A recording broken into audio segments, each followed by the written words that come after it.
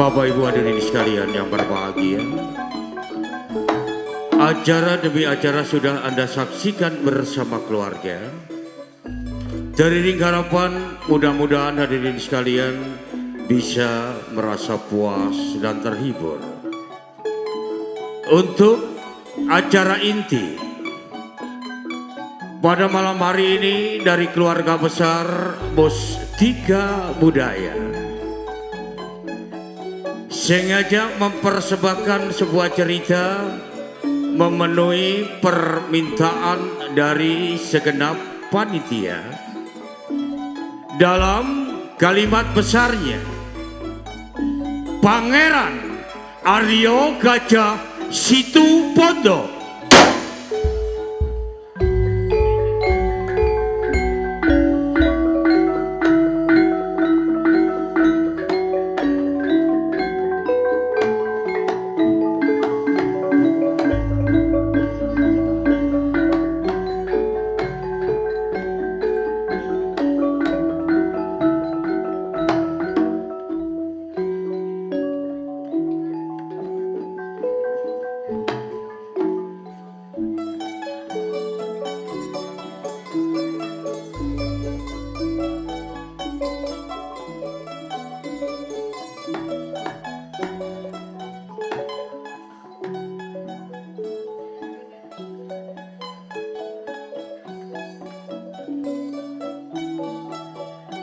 Pora la Gusti Allah Pangeran.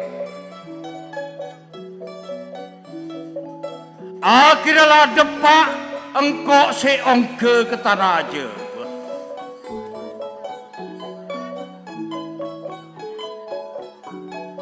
Jek mari sowan dengar sana Kanjeng Rama. Sebede sampang metul.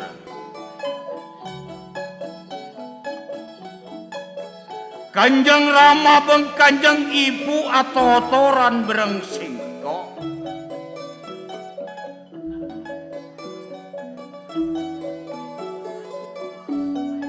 Tak oleh kok mulai ke Kadipaten Situbondo. King seroningku kebedana Kadipaten Serbeja. Sebede bebek kebesaan Kanjeng Paman Jangrono.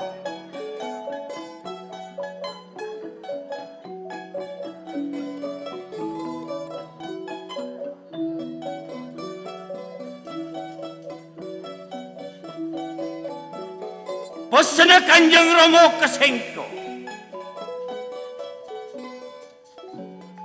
Mong engko depak bede serbeja. Se nomor seto.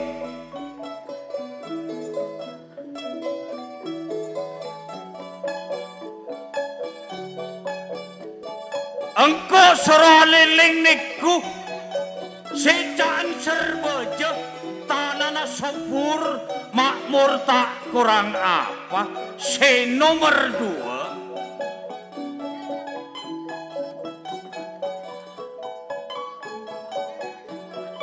engko suruh nyabis ke Kadipaten Serbeja soan dengar sana Kanjeng Paman Jangrono. Se nomor telu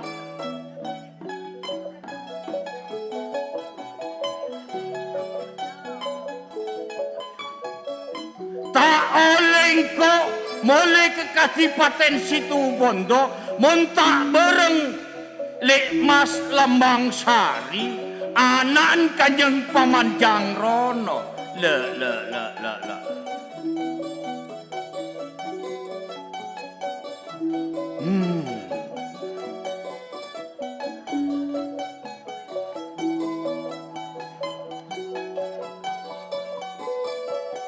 Mak terus kepikiran singko.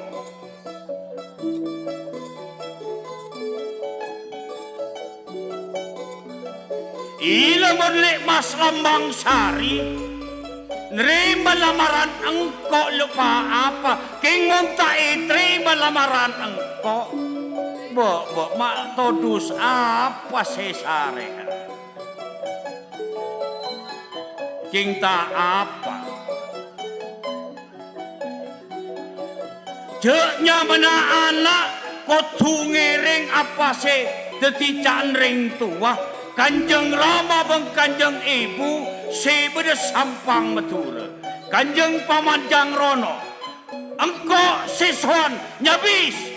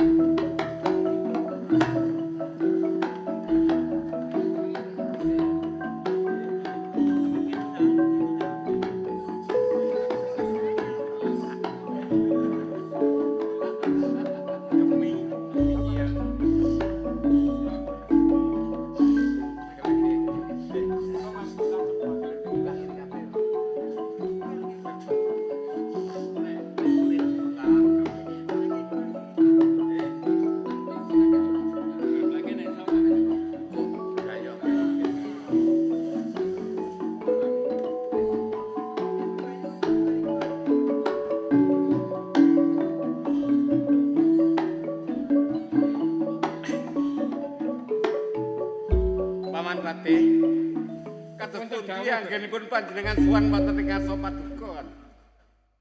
Anggen kawula ngayahi jejibahan sedaya tansah kaharjan. Boten lepat pun patih ngaturaken sembah pangabekti mugi kunjuk wonten ngarsa panjenengan. Inggih Kakang Patih. Jenengan ngaturaken suku pangabekti wis tak trima. Boten langkung pangestu kula jenengan tampi Kang Amang. Grawalan anggen kula tampi kanthi asta kalih badhe kula leberaken dhateng nayakane Surabaya mugi dadosaken jejimbat dhateng para kawula. Nggih, syukur. Arek sauntawis nggih, Kang. Sendika Gusti. Dimas Garwaningsun. Piye? Anggen musuhan nang ngarsaningsun ae padha kanthi raharja to, Dimas. Nggih, Ramani. Kula sampun ngaturaken sembah kula dhateng panjenengan Ramani.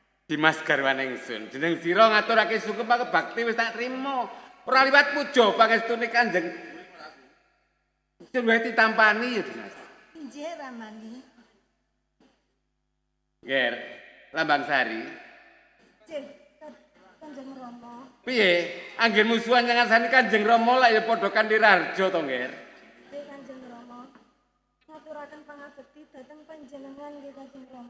Ya tak trima lewat puja pangestu kuwae ditampani ya, Ger. Para prajurit. Piye? Anggen musuhan nang kraton Kadipaten Kediri iki piye? Nggih, Kanjeng Gusti. Pikantuk pandonga panjenengan kula mboten enten kirangan punapa-punapa Kanjeng. Syukur yen kaya mangkono. Pancen prajurit sing tak gadang-gadang mbok menawa nemung saka Patmanca Negara aja nganti aku iki mudhun saka pelagan. Nggih, Gusti, ngestaken. Kakang Patih. Wonten dawuh Gusti. Kados pundi wonten ing kepatihan Kakang Patih? Nggih. Kula kinten sedaya sampun kaharjan wonten sisih ler, sisih kidul. Sedaya mboten wonten ingkang uciwani Gusti.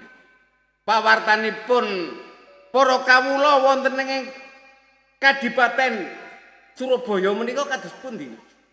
Sedaya sami ayem tentrem, boten wonten perkawis menapa-menapa. Oh, kados mekaten. Inggih. Matur suwun sanget. Lambang Sari. Nggih, Kanjeng Rama. Senajan kowe iki wijil wanita. Aja nganti kuciwane gawe kuciwane Kanjeng Rama ya, Nger. Anggonmu gladi para muda-muda ana ing Surabaya. Lek wis padha apik to, Nger. Nggih, Kanjeng Rama. Sampun boten wonten sing ngecewani. Ya muga-muga senajan kowe iki wijil wanita, muga-muga iso ngrembaka ana ing Kadipaten Surabaya. Nggih, Kanjeng Rama. Arya sauntara ya, Nger. Paman Pati, Nggih, dawuh sendika Gusti. menika ngaten Paman Pati. Putra kula menika kan tasih kenya. Leres. Kula menika pikiran kula niku sanget-sanget boten sekeca kados ngoten. Salajeng kekajenganipun Gusti Pati kados pundi? Wong si Lambang Sari menika sampun bela dirinipun nggih pun sae. Leres. Salajeng Tak lajeng ngeten. Mbok menawi wonten cocoke cara nglandhepun ing tengahing margi, Lambang Sari pun saged ngayahi. Inggih, nggih. Nggih pancene sampun dewasa. Nalika rumiyin tasih alit nggih tasih blajari sedaya lak ngoten. Nggih. Nggih, terus Senajan panjenengan menika patih wonten Surabaya menika kedah saged gladi putra kula si Lambang Sari. Soan sinuwun. Wonten tamu sajaipun.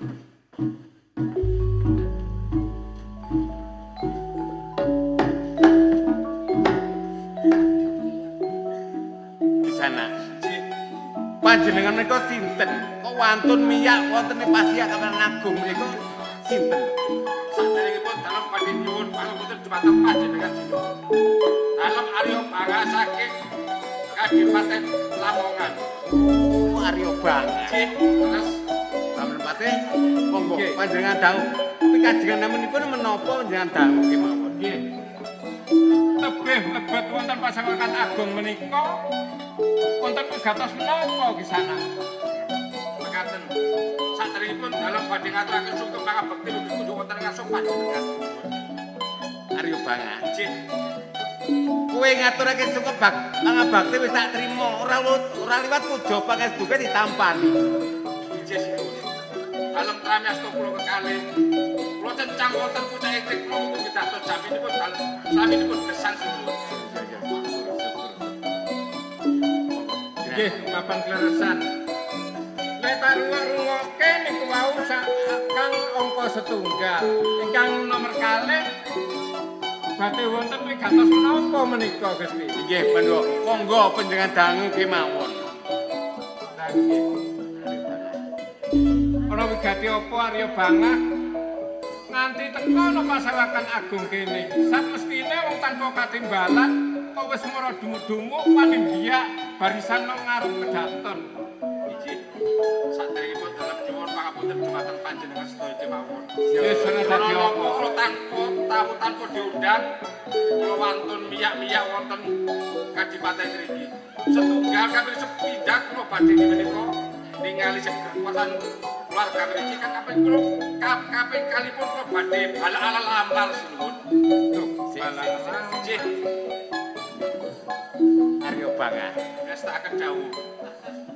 Kowe ndeleng kuwarasane aku karo Paman Patih sang sak keluarga kabeh. Iki ora ana sing ngamuciwani. Njur kowe arep balak lemar sing kok lamar iki sapa? Boten wonten setunggal kali amung putra panjenengan. Oh, dadi putriku si Lambang Sari. Leres Lambang Sari menika.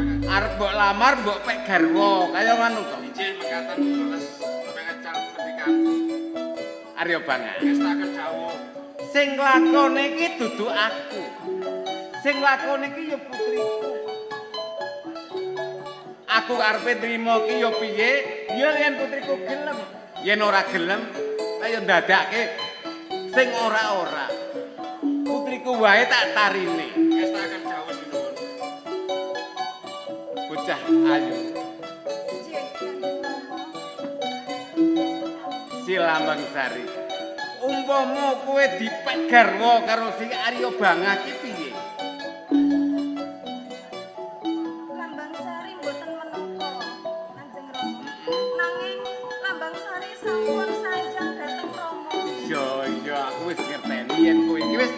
tau ngomong karo aku. Apa ya saiki sik pancet kaya ngono iki to? Nggih Kanjeng Rama. Oh iya. Arya Bangas. Ngastaken dawuh sinuwun. Putriku si Lambang Sari tau ngomong karo aku. Nggih. Sapa wae, priya sapa wae sing arep ngarepake karo putriku si Lambang Sari. Tapi kudu mesanggrah ana ing Kaputren Surabaya. Oh mekaten. Dinten menapa dalem badhe berangkat wonten Kadipaten Surabaya sinuwun? Ora usah ngenteni coloke lintang obore rembulan dina iki kowe mesanggrah ning Kadipaten Surabaya. Pangestu panjenengan ingkang dalem suwun. Yo. Terus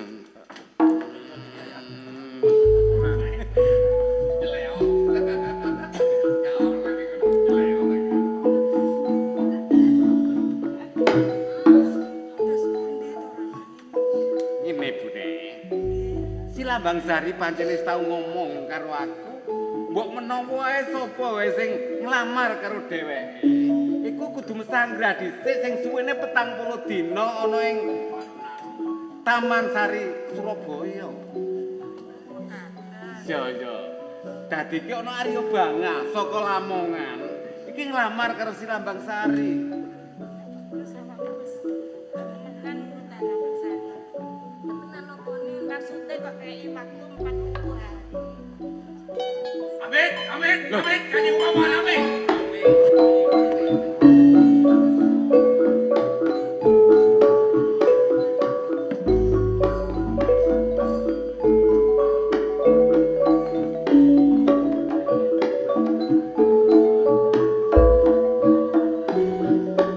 Ora sisip pandelengku.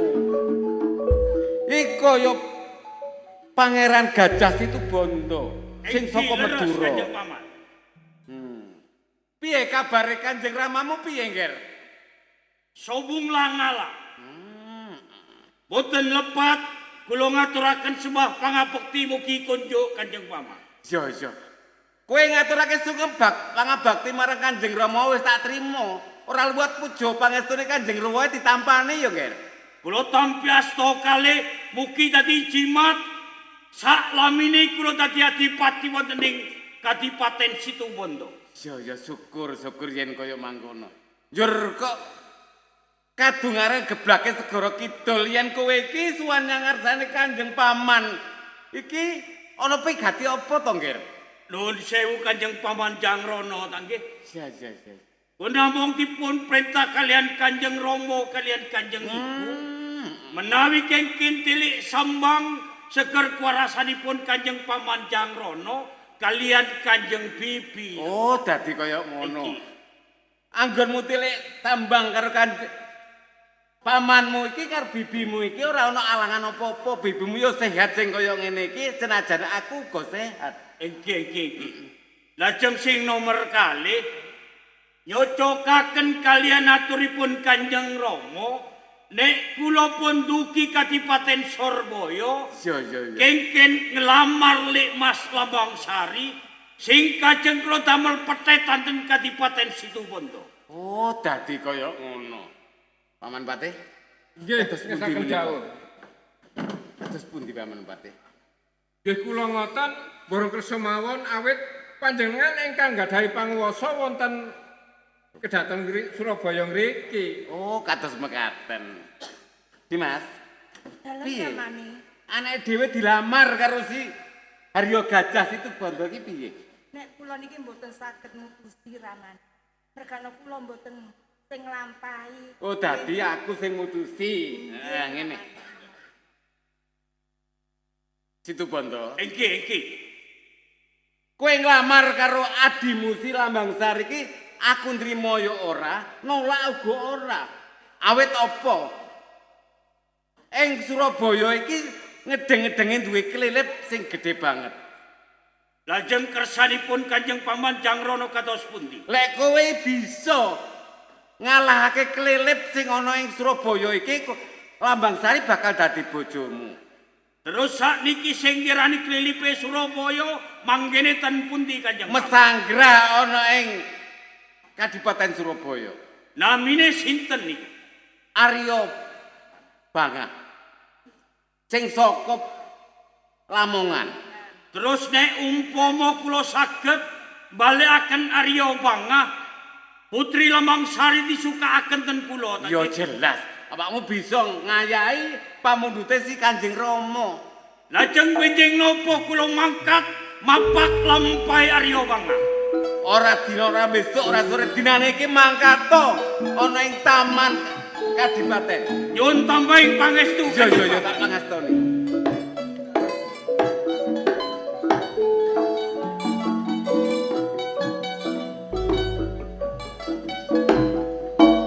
Lamangsari. Kanjeng Rama. Sing siji durung diterima, ana maneh sing lamar karo kowe. Wong kowe iki dadi pepethetane ana ing Kadipaten Surabaya. Mula, Paman Patih, Inggih, kula nuwun kalih panjenengan. Monggo direncang-rencangi munggah dhateng Sanggar Pamujan, mugi-mugi Surabaya menika enggal-enggal aman. dados mekaten. Kalih ngrantos pawarta saking Arya Gajah Gajah Situbondo. Salajengipun yo ayo budal mangkat teng Sanggar Pamujan. dados mekaten. Sumangga kula dherekaken. Patih, jaga ning njupune Sanggar Pamujan yo Patih. Monggo wae Patih. Sumangga.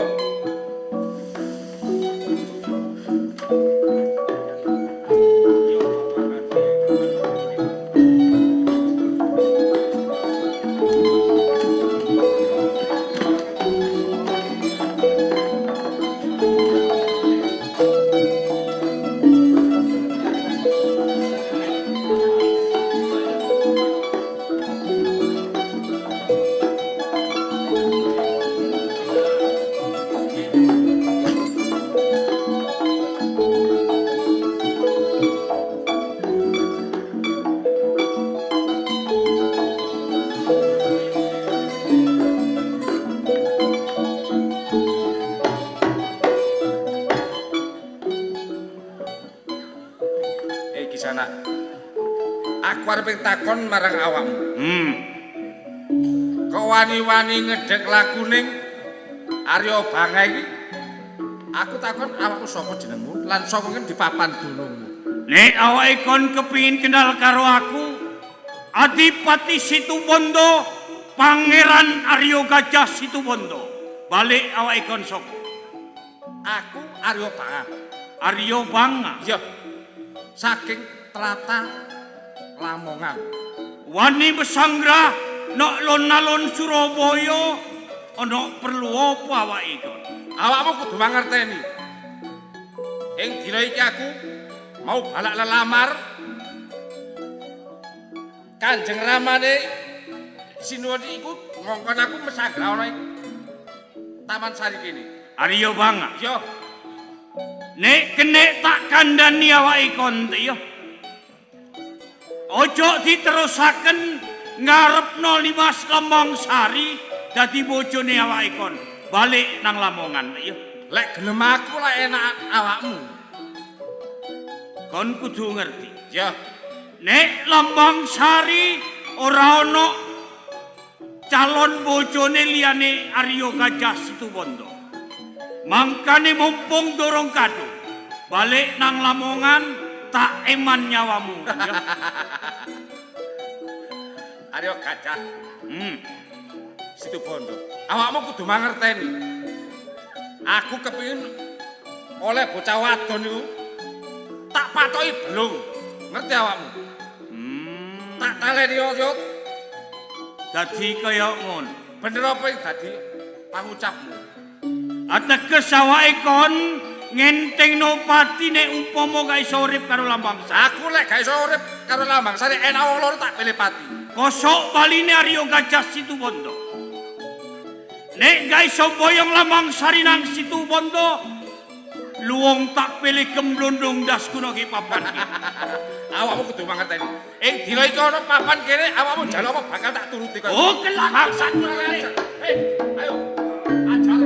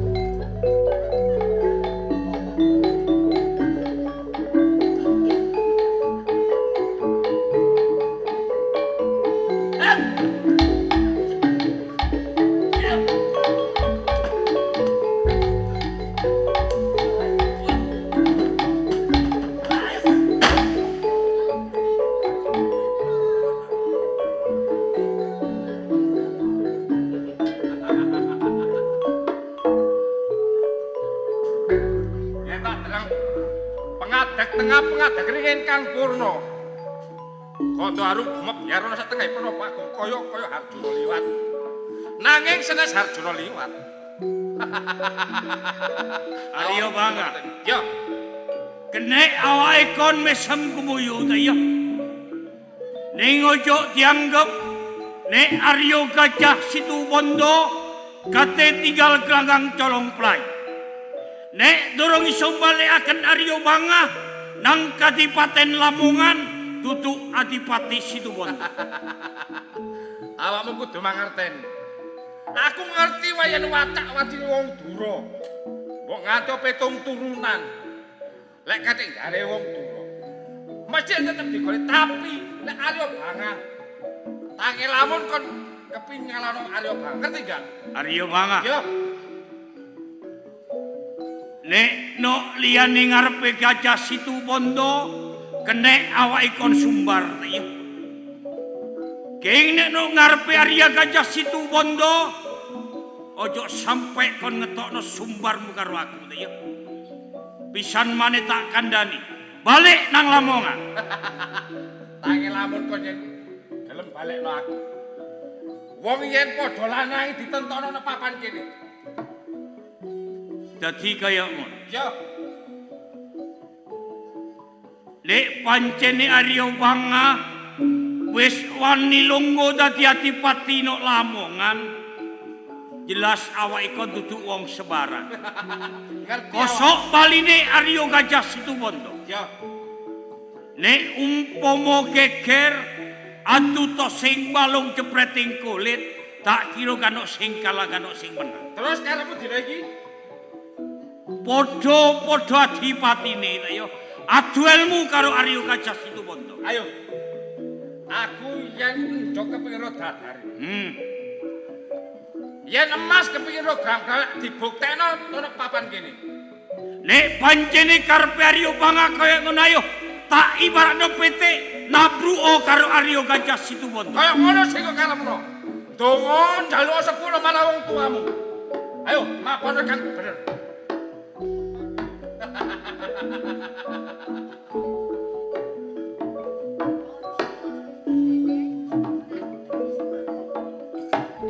Iya!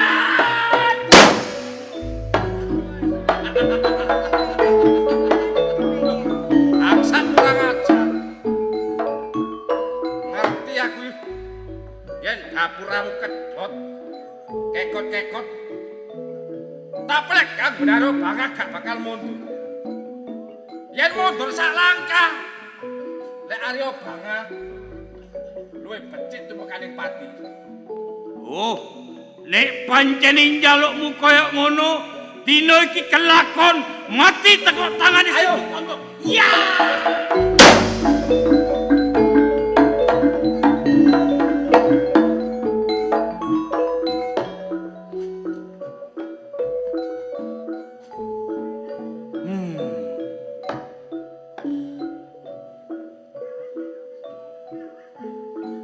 Bot apote kepingin duwe bojo Nimas Lambang Sari. Nganti tak rewangi totoan nyawa geger karo Arya Banga.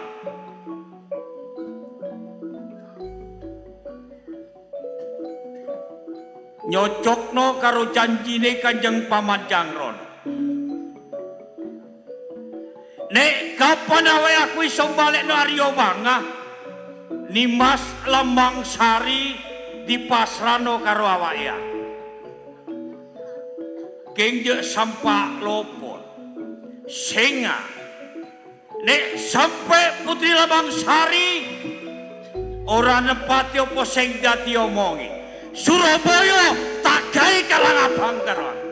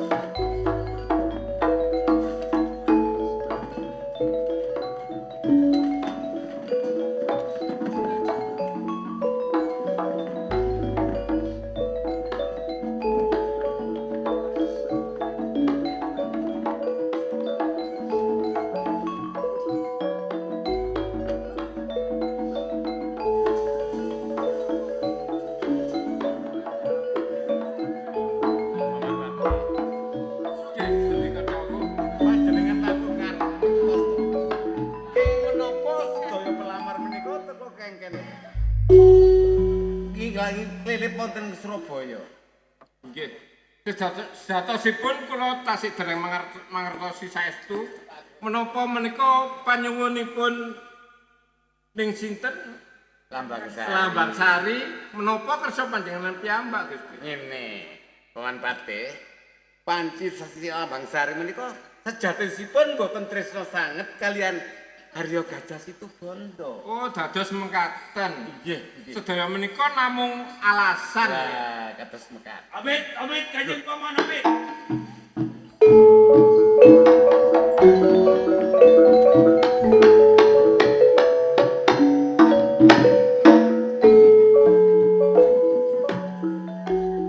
Harya Gajah Situbondo. Iki Piye nggih? Anggung ngalake sih. Saka maca ke piye? angsal pangestunipun Kanjeng Paman Jangkrana Arya Bangah pun balik ten Kadipaten Lamongan. Oh, dadi kaya ngono syukur. Mulaken kula balik ten Kadipaten Surabaya, kula kajeng nagih janji kalian Kanjeng Paman Jangkrana Nimas Lambang Sari kula beto wangsul ten Kadipaten Situbondo.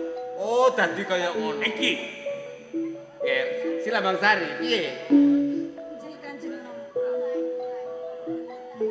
Lambang Sari mboten nolak badhe didhawuhake kalih Kang Mas Haryo Situbondo. Yo. Bener pancen kaya mangkono nggih. Angin Kanjeng Rama. Piye? Lambang Sari kajenge matur piyambak dhateng Kang Mas Haryo Gajah. Oh, dadi Oh, kaya ayo, ngomong, Lek, Mas. Maturo. nek ana unek-unek karo Kang Mas Mario Gajah Situbondo ngomong saiki Le, Mas. Kang Mas Haryo Gajah Situbondo. Iya. Lambang Sari gadah bebono. Duwe penjaluk Saderenge Lambang Sari diboyong dhateng Kadipaten Situbondo. Kadipaten Situbondo. Iya. Napa panjenengan sagah ngayahi bebono ndugi kula? Limas Lambang Sari. Put abote wong tresno karo awake kon ta ya. Jaluk opo tak turuti, pokok nek Mas Lambang Sari gak jaluk rutue lintang karo bulan. Kondo Lek, Mas. Kaping setunggal Kang Mas. Panjenengan sagah napa mboten mbabat alas kitri supados dados karang pradesan. Lek. Iki diarani apot yo apot, diarani enggak yo enggak. King saking awake kon sing jaluk ojo maneme loro nih Mas. Makilaku mati sing penting iso nuruti karepe awake sampeyan. Nanging Kang Mas. Bebono kaping pindho. Iya. Panjenengan mboten angsal damel piandel napa-napa. Dadi aku mbapat alas kitri, gak oleh nggawa pusaka Lek, Mas. Nggih. Iya. Gak dadi opo te yo. Cok wong bot abote kepingin boyong awake kon. Singkate tak dadekno petetan oke Kadipaten Situbondo. Makilaku bapat alas kitri gak oleh nggo piandel to pusaka ora dadi opo. Monggo Kanjeng Paman. Tindhe Kadipaten Situbondo kula pasrahaken kali sampeyan. Harya Gajah Situbondo. Iki. Senajan kowe iki si Lambang Sari iki wis jodohmu. Iki. Senajan kowe ora nganggo pusaka bakal kaleksanan, Ger. Iki. Kowe wong sakti. Lajeng benjang nopo kula ngaiti bapat alas kitri. Ora usah ngenteni obore rembulan colek Iki. lintang. Kowe dinane iki kudu mangkat nang alas kitri, Ger. Limas Lambang Sari. Kang Mas jaluk pangestune awake kon ta yo. Iso aku bapat alas kitri dadi karang pradesan ta yo. Nggih Kang Mas. Kanjeng Paman. Jadi tambahi pangestu kula budal ten alas kitri ta. Iya tak pangestoni, Ger. Iki.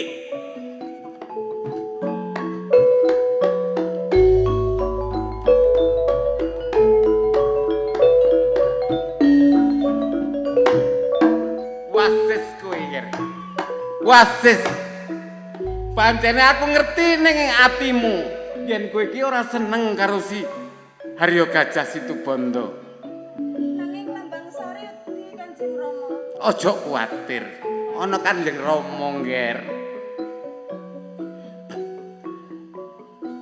Saiki ayo muga-muga Haryo Gajah Situbanda ora iso babat alas kitri. Didongak-dongakake wae. Ger. Ayo deleng kahanan ing Surabaya. Piye kahanan ing alun-alun kutha Surabaya, Ger? Iya, yo ayo, Ger.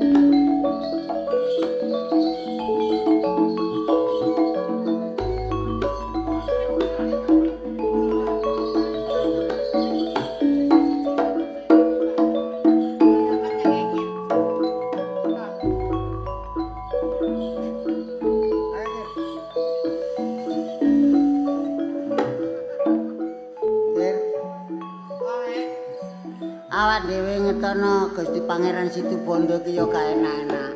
Yo gak awak dhewe kan yo. Lah saiki kaya Gusti Pangeran Situbanda kesalahane begede. Lah saiki dikongkon babat alas ana Surabaya, gale nggawa apa-apa kaya padahal pusakane barengi gale bisa teko awake. Kok dhewe dhewe ya. Lho lah iya kaya kuwatir. Ya iku nek gak oleh nggawa 14 iya sih. Dhewe gak setahun 2 tahun hitungane. Lah iya. Lah iku kok sampai benggang serambut terus dadi apa Pangeran Situbanda iku kok. Wis muga-muga ana apa-apa Awak dhewe ku ya kuwatir. Iya sih. Ya Mas. Loh, nggih Gusti. Monggo. Enggak. Tak anteni nek iso rewit. Nggih. Tak pikir awake kon sik kate gawe lah kok cek kencenge pasan. Lah mboten kenceng ya napa Mboten masalah kencenge wong dengke kumat. Loh enggak. Mangkane aku ngejawai kon iki seneng. Nggih. Polahe aku gak duwe kesel soal hiburane awake kon. Yo ra kene iku. Tapi jenengan iku dos pundi ya? Apa?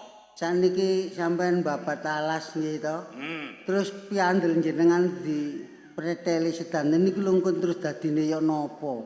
Kula lak kuwatos. Awake kon gak usah melok mikir perkara iku. Yo nggih ngerti.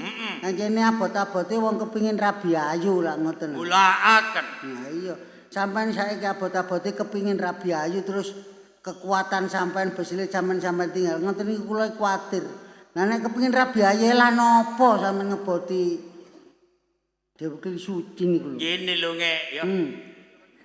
Nek awake kon maido aku ora apa-apa pancene awake kon karo Bokir iki sing ngetutune aku mulai biyen ta. Lah nggih.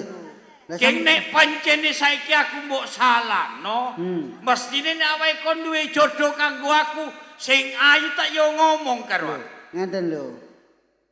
Timbangane sampean enten napa-napa. Ayo ndolek arek tretes lah enak. Kariku ngawur rek. Lho, enak sih Pangeran Situbanda tak gonang tretes kok oleh akeh. Kariku.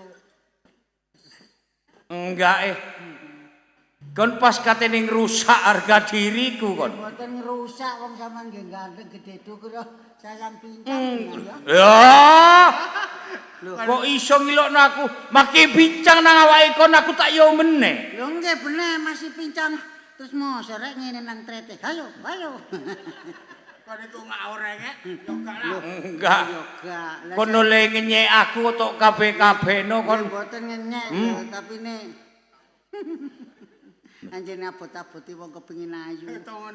Anjene ya kaya ngono muluse lho, kan. Ndas saya ono rambuté. Kon iku ngomong apa sih? Lho, Ndasno rambut. Enggak kon ngomong kok tambah suwe tambah mlakrak kon. blakrak wong arek iso wulune kaya ngono kae. Sopo iku? Ya niku wau sing sampean uber-uber. Sik tah. Kok akeh wulune iki tak uber kethek ngono apa? Mboten Enggak kon kok ndrenges ae. mboten drenge lah. Kon iki ngene lho ngek ya. Kaya boker lho gak usah guyu wis ketok untune. Pancene boker njene bekakas sampun ngeblek ngarene. Ngene iku jenenge wong apa ngene iku? Nggih, mrongo. Saking niku wau lak untu kula mboten kula damel, engken mawon kula dameli. Nggih. Ojo sing wingenane wis. Nggih, soalé kembar. Dadi ku wong sak kampung nggen kula ning kalih boker mrongos kabeh wis anjene. Gak ono sing gak merongos. Mboten nanti. Lho ya penak berarti wong kampungmu. Masih wedok nggih mrongos dadi kula nek nyipok niku tatapan untuk lathok. Ya gak mek iku. Nek nok kampungmu wayahe nggarap sawah, penak gak usah nyewa garu. Anjene garu ngoten tiyang kampung kula gerakaken dhewe-dhewe. Dadi ndilu mbek merenges kare. Awe ngene iku asline nggih. Nek masalah ngeten niku bojoku paling gawati walane. Gatine bojomu ya apa? Masih mrongos ngeten nggih. Masih untune metu. Benro. Kula budal tanggapan niku. Kula pamitan. Ya apa? Kasih penyanyi bojoku. Iya gawein gak apa-apa saiki. Kek rada dawa kir. Ya apa nek nyanyi Bojoku bojomu? kula nggih. Mah, Ya apa? kula kan pamitan. Dadi awakmu koyo ngene lek nyeluk mama. Mboten. Apa? Jenenge Satimah. Oh, tak kira kok nyeluk mama nang bojomu. Bojoku kula jenenge Satimah. Kuwatir kali Satimah. Nah, Kuatire. Anake wedok nang terus untu ngene terus sapa sing Enggak, ayo diterusno gawe pang. Somra, Pak. Kon lek pamit. Nggih, kula. Mah, kula budal ya. Langsung jawab kali nyanyi. Ya apa nek Kasih jawab? penyanyi bojoku kula. Iya. Kasih penyanyi. Nyanyi ya apa Nyanyi jajan? ini. Berangkatlah sayang, hati-hati di jalan. Cek mesrae. Lho tong boker lu kuwatir. Kuatire ya apa nge? Jalan kok nang kene watu kadang lho watu napa prongkalan. Heeh. Untune ngencek mboten preteling. Terus bojomu nyanyi ngono kon jawab ya Lah apa? kula jeneng lanang tanggung jawab. Iya. Kula takoni, dolen opo, Dik? Terus bojomu Langsung jawab nggih. jawab ya apa Dari maneh? ngene, aku tak minta oleh-oleh emas permata dan juga uang. Tapi yang ku harap hanyalah untukmu sayang. Wah. Iya. Ya lek untu gak usah dijaluk bendina tok gawa Lah pisan. niku, ngono dhuwit mboten arep, tapi nek untune arep. Enggak ya aku mek gumun. Kok ana menungso kaya kon. Ngono biyen mbokmu ya mentolo nyusoni. Mbokne niku ganti ping 4. Kok iso? Lah nek pas mentili pedhot terus, Mbok. Sampak pentile dijahit. Angge nukare ta wedhot iku. Lah iya, ndang kaya ngono. Lah iya, iku untu ta pecok iku. Nggih sampean wasno ae. Nek teranjalane si ana nyerangap. Niki jelas kaya beji. Loh, tapi elek anakku ngek. Apa anake kon? Anak kula kan kalih. Iya. Sing pertama niku. Kene ngek kanteng ae. Gak Kene. apa. Mangarep kati gawe saya pele didadekno saiki gak apa. Kondo anakku sing pertama. Apa? Apa? Sing Rudi. Ono Kalimantan. Oh, saiki menderita. Hah? Lho Wong anak menderita kok cek banggae kon. Boten ini lho maksudnya pun enak niku lho. sukses. Sukses. Ngono Wongen semerap ini griya niku. montore. Iya iya. Pajero 3. Lho. Pajero 3. Pajero 3. Telu tapi Terus nomor apa telu. maneh? Avanza sekawan. Iku nyambut gawe pirang tahun iku. Mboten nyaut gawe. Lah terus? Wong niku titipan. Hah? Oh, tadi anakmu buka parkir. Mboten. dealer. Dandakno peda. Montore didandakno. Kan anake boker ngene Iya iki iya. servis ya. Iku sing barep. Sing barep niku. Terus sing nomor Sing loro. wedok niku. Oh, sing kuliah kedokteran niku. Iya, iya, Niki iya. mulih Apa mulih? meteng. Wong anake meteng ya bangga. Lah iya. Ya bangga lah. Wong mulih meteng duwe bojo. Oh, bene meteng angguran pun Ya nek gang bojo. ngawur, ya gendeng aku dadi wong tuwa mosok. Enggak. larang ngono. Kok heran aku. Lah, nggih. Nek anakmu dokter mulai meteng. Padahal anakmu dokter hewan. Terus sing ngetengi anakmu sapa? Boten Sapi. ganti boten dokter hewan. Hah? Dokter temen, apa? Dokter bidan. Dokter Dan no ning tukang bedah. Iku lho sing ngene lho nge. Dokter bayi ya. Dokter bayi. Lho nek ngono nek wong kate mbayar disudeti kabeh kok. Wis saiki ngene ta ya. Nggih nggih. Awake kon sing penting tetep jokonak. Nggih nggih pun kuat. Awakmu nyisio. Nggih. Tak babat ya Las Kitri, Nggih. tak kaiti teko sing sisil. Nggih monggo. Nyisio wae kon.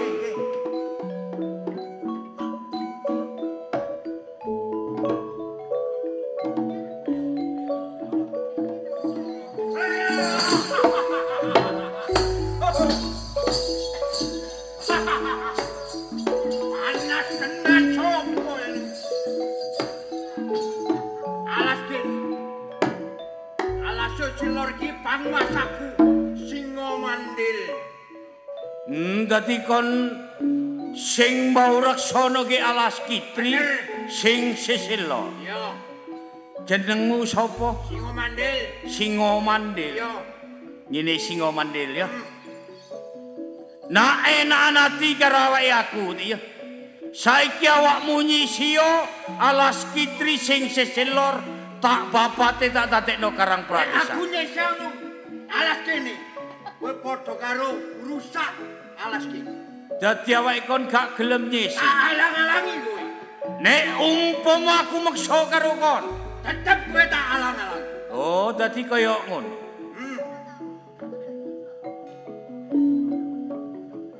Pisan maneh aku njaluk karo awake kon tak yo. Yo. Jaluk legane atine awake kon. Alas seselor dina iki tak bapati karo aku. Ngarep aku wis ngomong. Yen kowe ora usah babat alas ning seselor gini. Iki panguasaku alas Kitri gini. Dadi tetep gak oleh. Iya. Oh, kelakon mati tenan.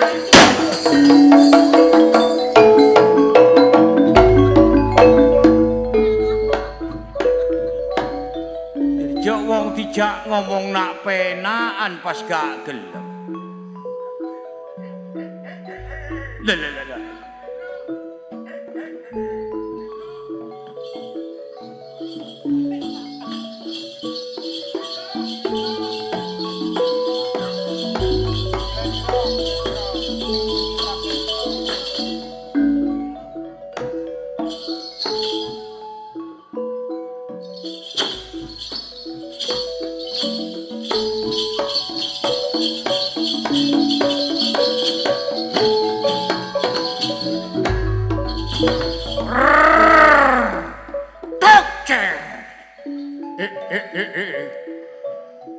Saja iku oning panas benerin telata alas Kitri gini. Kaya-kaya no jama menungso sing bakal ngerusak ning alas gini. Tarsim. Au. Becik ya Sim. Dina iki rumangsa rusak kabeh tatanan ning alas kini. Kabeh para dedemit sing tak kongkon manggon ning kali ning sumber manggon ning pawon ya pawon. Iki sing gak tak trimakno e.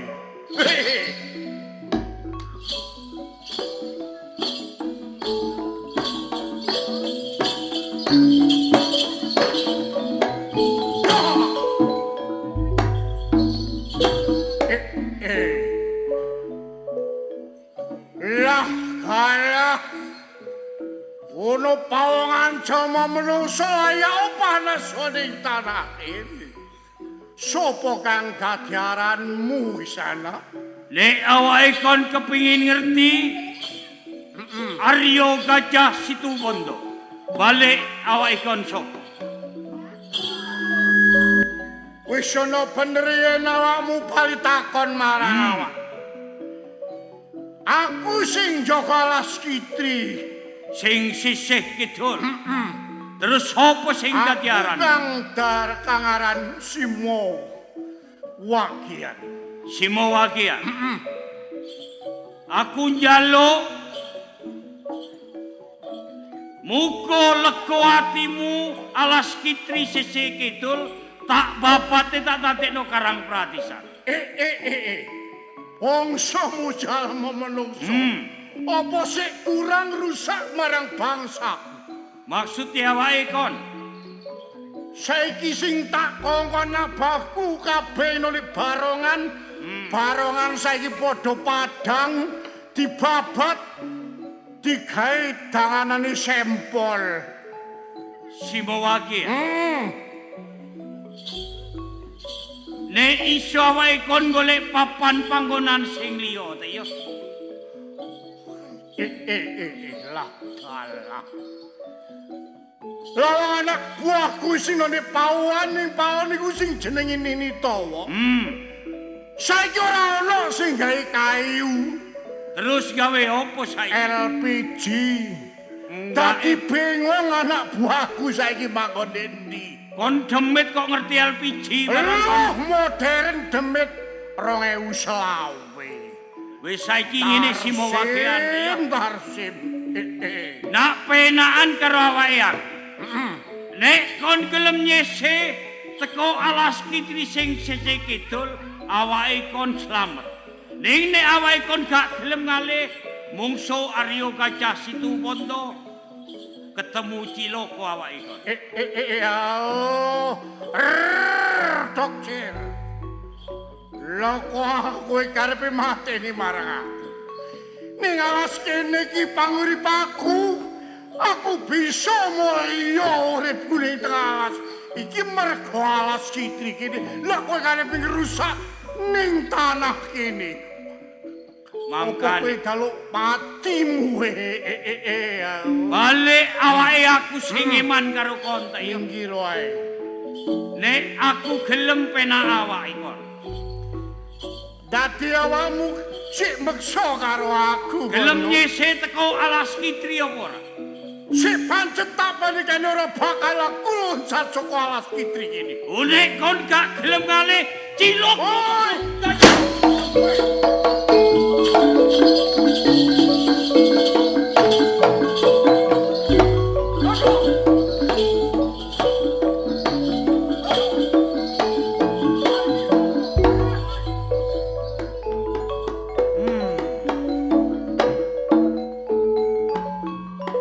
Jonge karo wakil.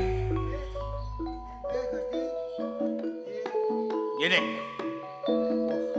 Iki sing mau reksana Alas Kitri kabeh wis padha ngalih. Cuma awake kon tak yo krungu dhewe. Alas sing sisih lor sing mau reksa jenenge Simo Cemende. Simo Kanjeng. Lah terus niku ya napa? Mbok menawa iki minangka tenger ta ya. Oh, ngoten dadi saumpama ana rejane jaman tenger. Besok nek ana rejane jaman Surabaya ana desa Cemindila. Oh. Terus sing sisih kidul awake kon yo ngrungokaken ta ya. Nek sing mau reksa jenenge Simo Wagian. Mula padha disekseni. Besok ramene jaman Surabaya ana desa Simo Papea.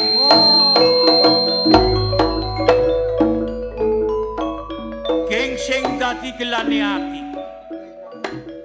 Jok alas kitri karek madangaken dari Karang Pratisan. Iku pas ana kedung dhuwure akeh dorone. Nggih. Mula seksenana ya. Nggih, nggih, nggih. Surabaya besok ana desa Kedung Dara. Oh, Kedung Dara. Nek ana rejane jaman besok desa niku Kedung Dara. Terus sandinge kedung Nggih. ana uwit gedhe sing uwohe biru-biru iku jenenge apa iku? Jarak. Sing uwohe bunder, Lah nggih niku. dudu jarak. rukem iku. Lho.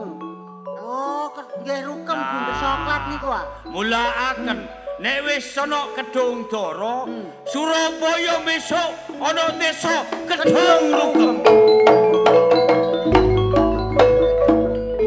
Ayo kon gawe yo. Kula titip, Menawa kon katene gawe jeneng no Nggih, iki. nggih ta. Lah jejere wit rukem. Iya. Iku kok kathah jarak. Hmm. Dadi besok enten rejane jaman kula jengane desa jarak. Iya iya iya. Lho, iya. Terus awake kon ki. Ngeten. Ngeten wit jarak iki ya. Lah niku kaya ana wong guyu-guyu. Ana wong guyu-guyu niku. Iya. Kulane terus jenengaken Moro Seneng. Enggak Lho, Kok nek akeh gawe karo jeneng- seneng kalih jarak niku padha kalih mriki. Padha apane iku? Padha kaya tretes. Oh. Saiki ngene ya. Congek karo wokir. Nggih. Mari ngusir sing mbawreksana alas kitri. Nggih. Iki kabeh kayu wis akeh sing tak babat. Ah, Rasane awakku kaya nggih lungkrak. kanton situk niku. Iki nek ge pojokan rupane kaya ana sumber banyune mili cek bening. Nggih, nggih. Enteno kene aku tak atusno ge Oh, sumber nggih, ya. monggo-monggo.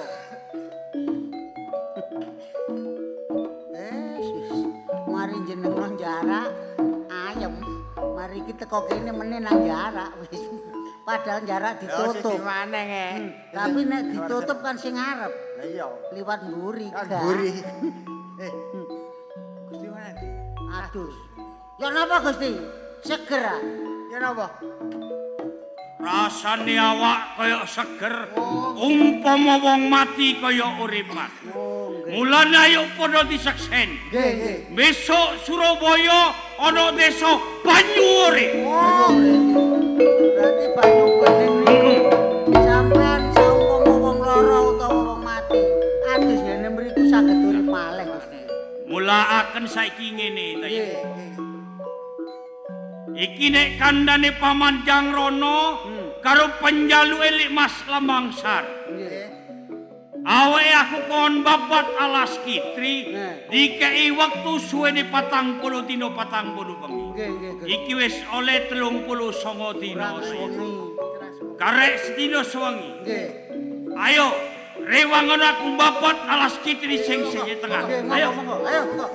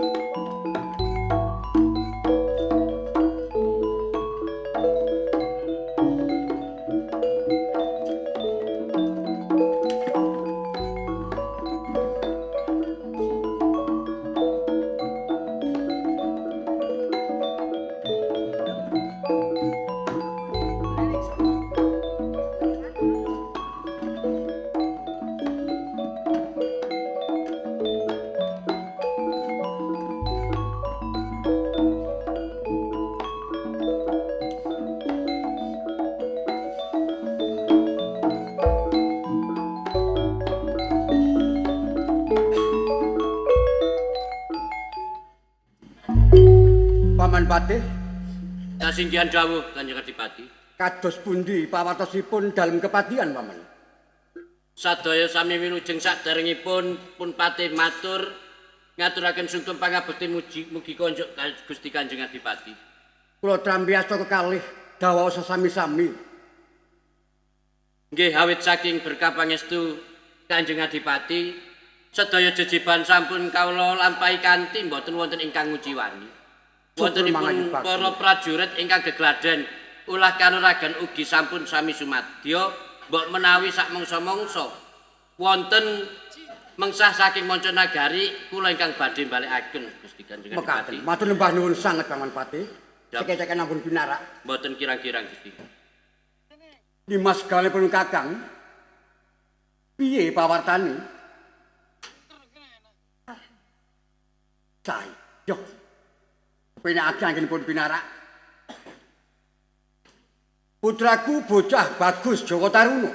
Jauh katimbalan Kanjeng Rama. Piye nggih?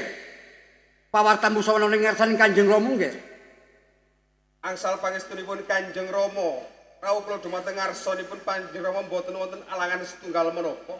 Sedaya sampun kalis ing sambikala Kanjeng Rama.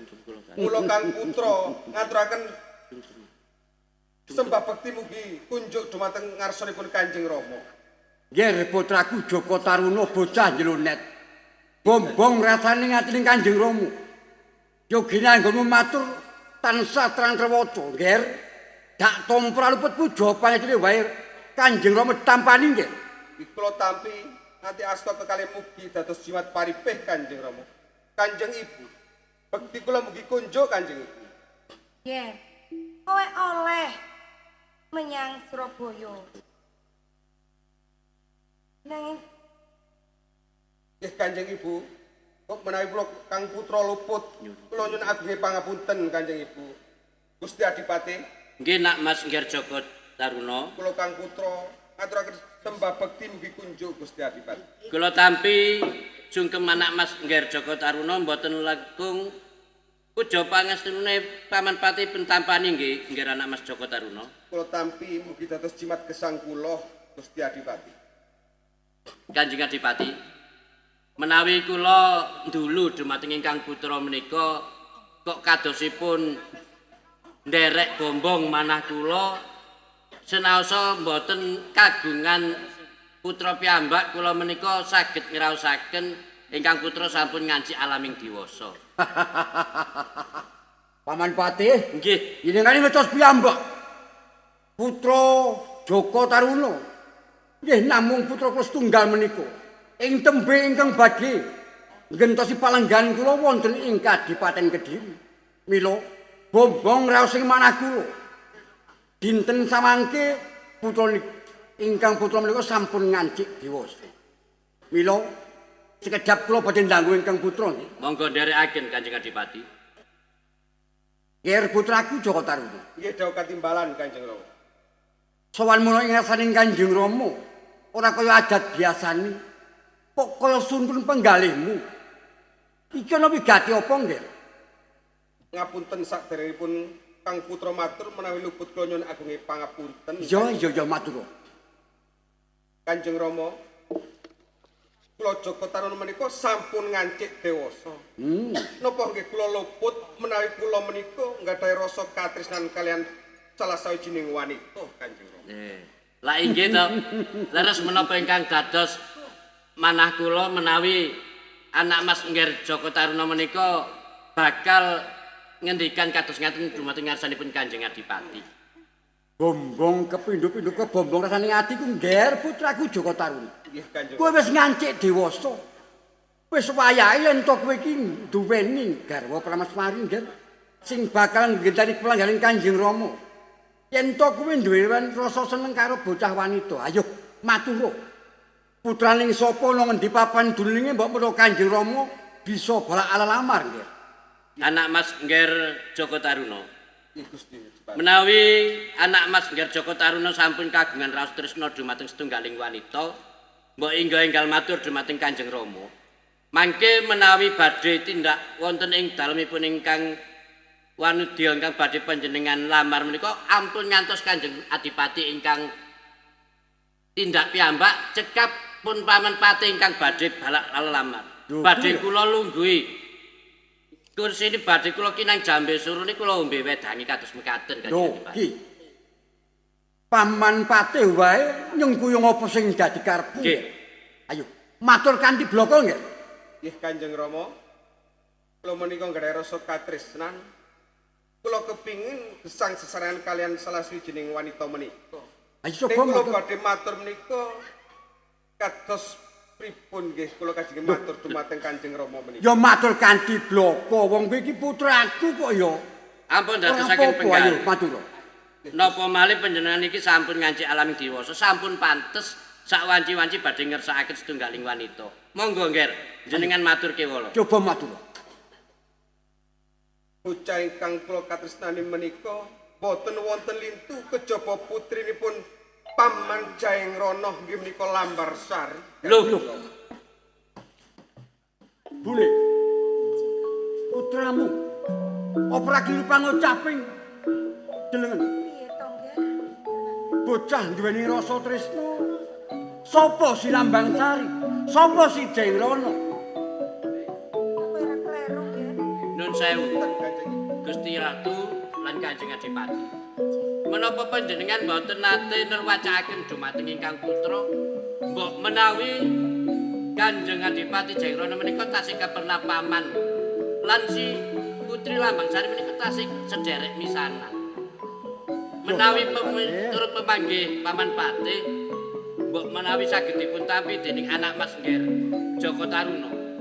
Kula emutaken jejering sederek menika menawi saged ampun dipun wengku dados garwa awit menapa miturut ular-ularing para sepuh derek menika lamun yen to dipun tresnani lajeng dados garwa ing tembe mbok menawi wonten boten dadosipun anggenipun bebrayan ateges pisah menika malih dados tiyang lintu lak ngoten Kanjeng Adipati.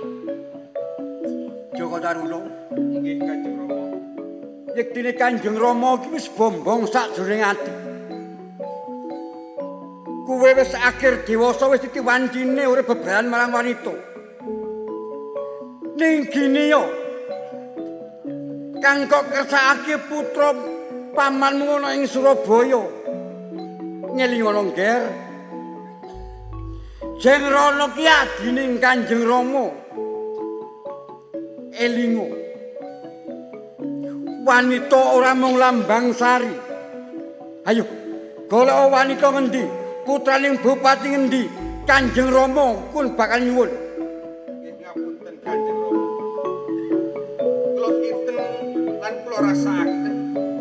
Menawi kula menika mboten saged gesang sesarengan nek boten kalian si Lambangsari. Napa kula nggih luput menawi kula menika nggadahi katresnan kalian salah sawijining wanita Kanjeng Rama.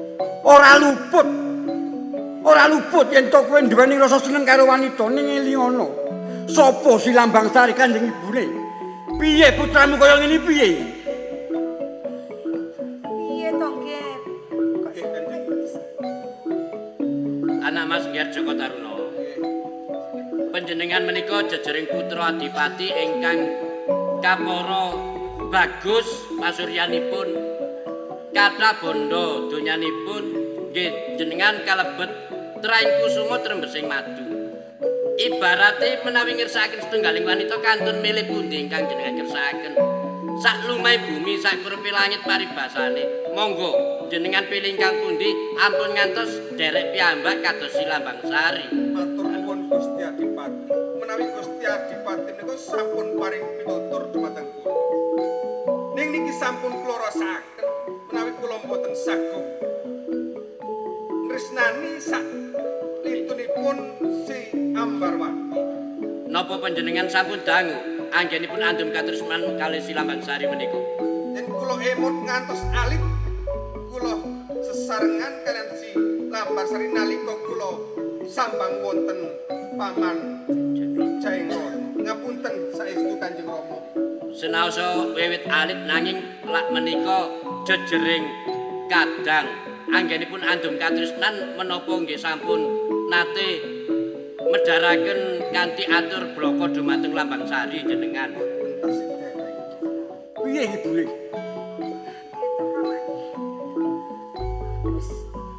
Nyun sugeng pangapunten Jeng Adipati. Piye Paman Pati? Menapa malih ngapunten dinten menika. Miturut petangan Jawi menika kalebet dinten Taliwangke Samparwangke. Tegesipun wasing taun nggih dinten menika.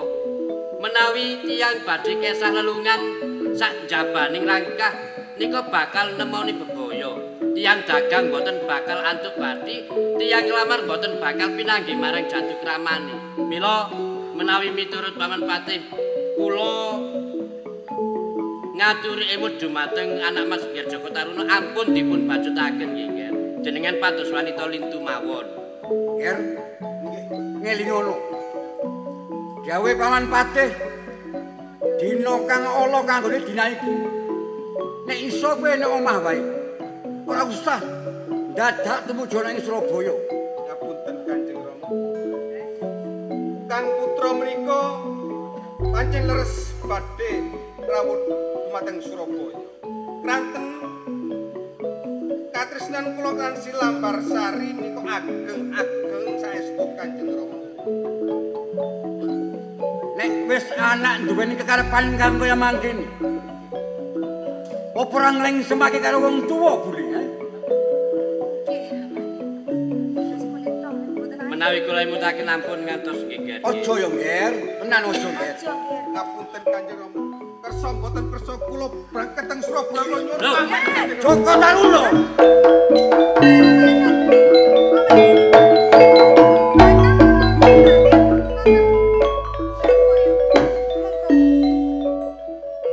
Bule.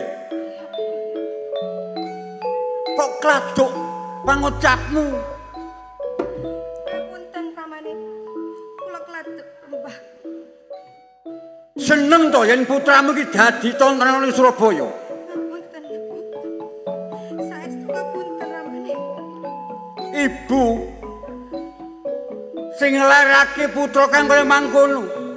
Pangucapmu mandi-mandine oleh kowe nuruti hawa kanepsonmu. Ning aja marang putramu. Beh piye to iki? Ngene Bune. Bune rasa melu-melu. Ibune tunggu kadipaten. Paman Patih. Nggih ngestokaken dawuh Kanjeng Adipati. Sumpulang rasane ngatiku. Monggo Ayo dipun belajar. diderekake putraku. Monggo nderekaken Kanjeng.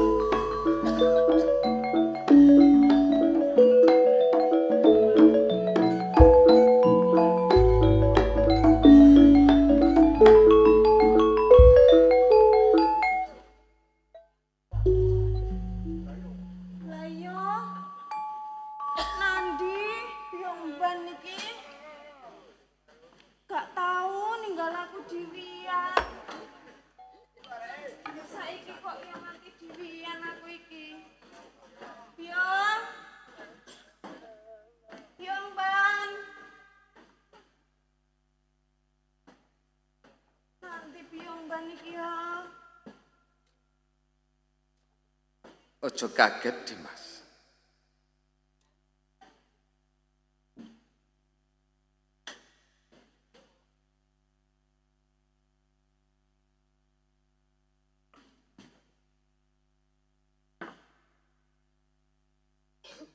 Kang Mas. Mosok ya paling karo aku. Kang Mas. Supe kula. Gak usah bosok aku nek kok bosok. Iku sengaja iki mangko pancene Byongban wis tak kongkon nyisih. Sebab cek gak ono sing ganggu aku antarane sliramu. Masa ya pangling ngono bocah lanang sing ganteng kaya ngene iki kok pangling. Jare sapa to ya ganteng? Ya pancene ganteng lek didelok teko pojoetan kono. Pojoetan ndi? Ya kono lho. Wis gak usah aneh-aneh. Pojok kene. Lho, kan ganteng sih. Ora nemen. Lek gak nemen kok ya gelem. Seto aku ya rada-rada lali ngono lho. Mosok sih lali. Wong mulai cilik biyen wis dolen bareng. Setah tamatno sing temenan. Sing telaten lek ndelok iku. Lali lho. Lali lho Kang Mas. Lampune iki rada-rada remeng. Ya ora lampune pancen wis kulit-kulitane wonge ya pancen peteng.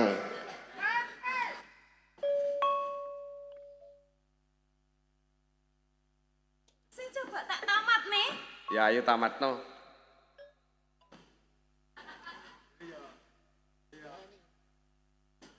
Siapa ya? Kang Mas. Iya. Kang Mas Taruno. Bener aku Joko Taruno lah Mas. Ya Allah. Kok isone lho? Mangko ae kaya gak gelem tempone ngerti yo ngetek kaya ngene. Ya aja ngono to Kang Mas. Lah senajan kangen iku kudu piye? Ya pancen aku sengaja nang Surabaya iki kangen karo sliramu. Kaya wis suwe aku ora ketemu wong aku ya duwe rasa tresna sing gedhe. Apa sak suwene awakmu pisah karo aku iki ya isih duwe rasa tresna? Ya jelas to Kang Mas. Wong ya wis suwe. Awak dhewe iki ora tau ketemu. Ya Lambang Sari, ya aku ya sepurane sing gedhe. Ora kok dume aku iki ora tresna marek mbarek sliramu iku ora. Ning pancen ana repotan nduk Kediriku aku ora iso sowan nang Surabaya. Mulai iki tak sempat-sempatno aku kepingin ketemu mbarek awakmu. Ngono lho. Lah yo masa nuruti repot kae iso ketemu saiki. Repot ya terus Kang Mas. Ya ora kaya ngono. Ning dina iki ya aku wis tutuk Surabaya. Ya abot-abote kepingin ketemu karo sliramu iki. Lek wis tutuk kene ya jodoh-adoh to Kang Mas. Ya didelok wong kan gak pantes kok cedhek-cedhek nemen wong aku mbek mesti durung ono ikatan sing resmi, durung ono ikatan suci. Loh, lek nang Taman Kaputren kene lek gak Lambang Sari karo Biongban ya gak ono eneh. Ya ora apa-apa menawa aku mlebu rene kan gak apa-apa sih. Ya gak apa-apa lho Kang Mas. Iya, wong pancene Lambang Sari ku kan ya tresno mare aku. Ya jelas no Kang Mas. Terus lek wis ketemu ngene apa ya ora bunga apa ya ora seneng atine Lambang Sari. Ya jelas seneng Kang Mas, dek endi sih? Wong kangene koyo ngene. Kate gak seneng. Ketemu karo sigarane nyawa. Katik sigarane nyawa barang didelok Pak Starsim iki lho. Mboten napa-napa nggih Pak Sim. Lambang Sari. Nggih Kang Mas. Eling janjine awak dhewe. Ya muga-muga ae wong tuane awak dhewe sak loro niku gelem nyetudoni antarane tresnaku maris Lambang Sari. Ya kudu nyetujoni to Kang Mas. Lek aku ora iso mbek sampean ya aku gak mbek liyane no. Iya, semono uga ya aku. Aku gak bakal tresnani wong liya. Kejaba karo si Lambang Sari. Ya, nek Taman Kaputren kene, ya ayo dituwu-tuwono wong pancene ludruke wong loro.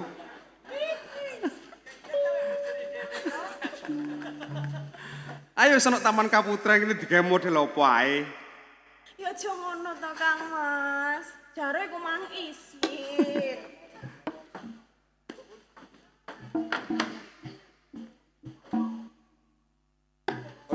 Tok saking bungae ketemu wong sing ditresnani. Ya jelas Kang Mas. Saya toh mlaku-mlaku. Ya iya. Amen cek roh. Taman Kaputren iki lho wae tenan.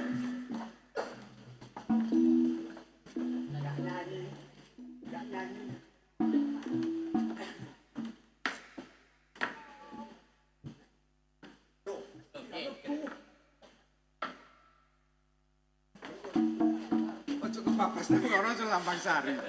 Wah, Sampeyan iki lho, sampe nyusup-nyusup rono kate ula apa ngono iku mang. Kang Mas, kate ula apa sih iku mang nyusup-nyusup rono iku mang. ya apa ya lek wong seneng iku. Saking sing gak wani. Taruna. Nggih Kanjeng Rama. Kok apik patrap. Kowe mlayu saka Kadipaten Kediri. Pamit Kanjeng Rama adalah Kanjeng Ibu. Sineksanan Paman Patih tumuju ana ing Kadipaten Surabaya. Kok dumadakan ana ing papan panggonan kene. Iki papan Taman Kaputren. Ngapunten Kanjeng Rama. Ngajeng kula Kang Putra sampun kersa dumateng Kanjeng Rama. Menawi kula menika badhe sowanteng Surabaya. Kanten kula menika nggadahi tresna kalian Silambang Sari. Napa badhe kula jelasaken malih Kanjeng Rama? Wis ngerti. Kanjeng Rama wis ngerti. Yen kowe duweni rasa tresna karo Silambang Sari. Ning cak-cakmu ora patut kanggo patuladane para kawula. Iki Taman Kaputren papan panggonane wong wadon. Hah? Kok kaya mangkono? Yen nganti dinulu karo Dimas Jengrono piye iki kok kahanane kaya mangkene? Nggih ngapunten Kanjeng. Menawi kula menika luput wonten Taman Kaputren kula saga Udanana kemawon bakal kula tampi Kanjeng Rama. Paman Patih. Delengen to putraku. Sing gak gadang-gadang sing tak golong-golong ing tembeh bisa ngganteni palenggone Kanjeng Ramani. Satriya mlebu ing Taman Kaputren gak ngeling semake Kanjeng Ramani kaya mangkene. Anak Mas Ngger Joko Taruna. Gusti Adipati. Katuran jumeneng anak Mas. Jenengan jumeneng.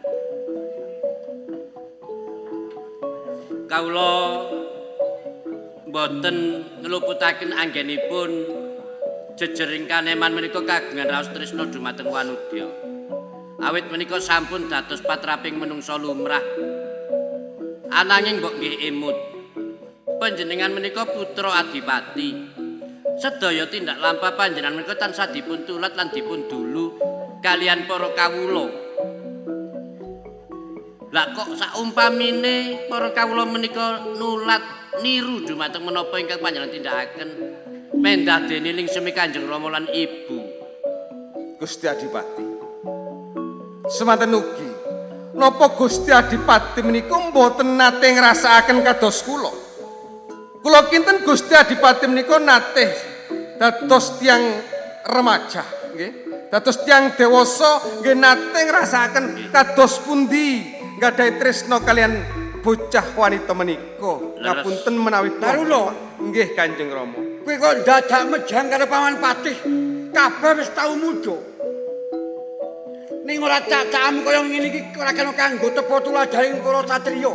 Ngerti ora kowe? Heh. Pamit ana ing Kadipaten Surabaya mlebu ing Taman Kaputren.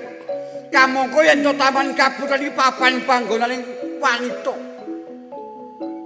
Lah kok ora paham piye kowe iki? Nggih. Ingkang kawula kajengaken menika kenging panjenengan kagungan raos tresna ingkang ageng. Nanging ampun ngantos nerak marang patrap ingkang sampun dipun garisaken dening tiyang sepuh menika mboten sae. Anak Mas Ngger Joko Taruna. Nggih ngapunten Gusti Adipati. Gusti Adipati. Lho, menika wonten Paman Patih Surabaya.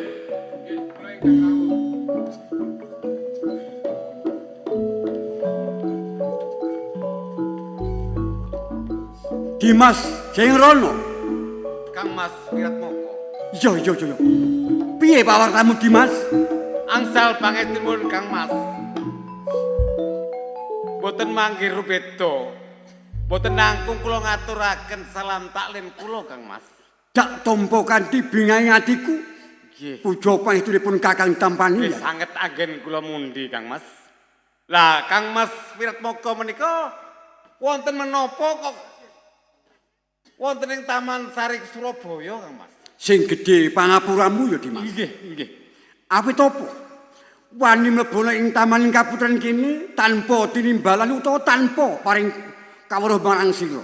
Nggih, Kang Mas wonten menapa, Kang? Mung betheke ngentutake putraku si Joko Taruna. Oh, nggih. Perlu tak wedharake ana ing papan panggonan kene. Joko Taruna pamit marang pun Kakang saka Kediri arep tumuju ana ing Kadipaten Surabaya. Nggih, sak perlunipun Sepisan nitipe kahanan Kadipaten Surabaya kang angka 2. Iki perlu dak omongake apa ora iki? pundi Kang Mas? Ngene. Putraku Joko Taruna kasengsem marang putrimu si Lambang Sari.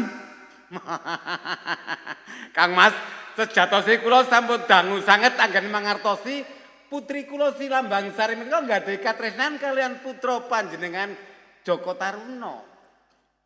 Putrimu ya kaya mangkono. Nggih, Kang Mas. Beh, iki piye to iki? Kamangka nyuwun ngapunten Gusti Kanjeng Adipati Jengrana.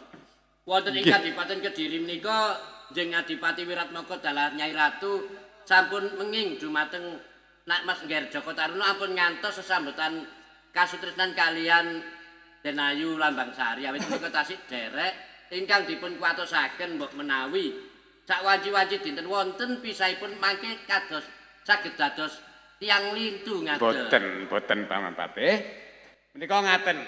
Menawi si anak Angger si Joko Taruna nggadahi katresnan kalian putri kula si Lambang Sari. Kula nyarujuki. Nanging Lho. kula gadah bebono. Kowe iki adikku lho. Senajan kula menika adi panjenengan. Ning kados pundi menawi katresnan menika sampun kumpul.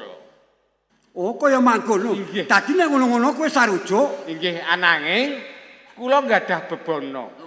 Wonten bebananipun. Inggih. Apa kowe njaluk Mas Briptes Trajabrono saka tlatah Kediri? Boten Kang Mas. Wonten ing Surabaya sampun boten kirang-kirang Mas Picis Rajabrono Kang Mas. Kowe nuwun apa? Ngeten. Sakmenika ing Surabaya nggadahi klinik ageng sanget Kang Mas. Sing tegese menawi si Joko Taruna menika saged merjaya kalian Harya Gajah Situbanda saged mboyong ananipun si Lambang Sari Kang Mas. Kaya mangkono. Inggih. Taruna. Nggih Kanjeng Rama. Wis miringake to dawuhing Nggih, kula sampun mirengaken Kanjeng Rama. kowe sanggup? Kula sagah nglampahi Kanjeng Rama. Yo, ayo. Punten Paman Jengrana. Iya, Ngger. Iya. Menawi wonten ribetan lan wonten pilipun wonten tlatah Surabaya menika sepindhamane kula badhe tanglet. Sinten sing damel ribetan wonten Surabaya menika? Ganok siji loro mung Harya Gajah Situbanda sing saka Situbanda. Lah sak mangke wonten pundi papan panggonan? Ana ing mapan ana ing Alas Kitri. Nggih. Paman kula sago nglampahi napa ingkang dados kekajianipun paman. Neng dinten kapan kula saged bidal? Nger. Nggih. Sabda panditane ratu ora kena wula-wali. Ora ngenteni coloke bulan. Obore lintang, Nger. Dinane iki kowe mangkato nang Alas Kitri, Nger. Menawi ngoten kula nyuwun pamit Kanjeng Rama. Yo, Nger, tak pangetoni kaya banyu mili muga bisa kasil utawa kasembadan, Nger. Nggih, Lambang Sari, aku pamit barisamu. Paman Jainono kula nyuwun pamit. Ya, Nggih.